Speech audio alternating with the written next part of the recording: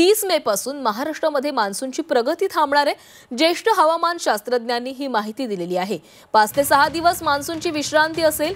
बंगाल, सिक्कीम, ओडिशामध्ये पावसाची शक्यता वर्तवण्यात आली आहे। तर 30 मे पासून महाराष्ट्रात मान्सूनची प्रगती थांबणार असा अंदाज वर्तवला गेलाय।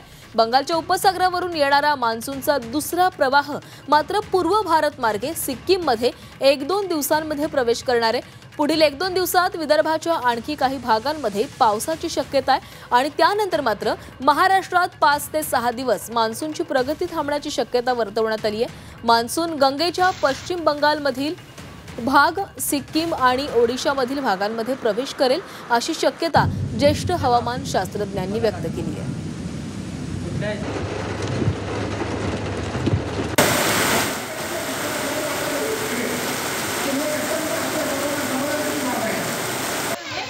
तर 30 मे पासून पावसाची विश्रांती असेल असं हवामान तज्ञांकडून सांगण्यात आलेलं आहे।